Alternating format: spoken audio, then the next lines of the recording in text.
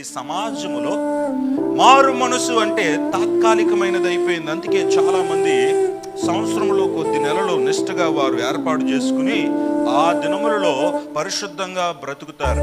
వారిలో మార్పు అనేది వస్త్రములో వస్తుంది, వారిలో మార్పు అనేది ఆ కొద్ది కాలం మాటల్లో వస్తుంది, వారిలో మార్పు అనేది ఇతరులను వారు ఇచ్చేటువంటి గౌరవంలో ఆ కొద్ది కాలం వస్తుంది. అనేక మందికి మార్పు అనేది తాత్కాలికమైనది అయిపోయింది.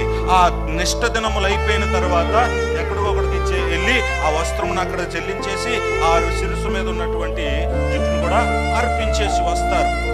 అనేక మందికి మారు మనసు అంటే బాహ్యమైన మార్పులు, బాహ్యంగా ఉండేటువంటి మార్పులే వారికి గుర్తొస్తున్నాయి. Transformation which happens in you, inner transformation. ఇది అంతరంగంలో రావలసినటువంటి మార్పు.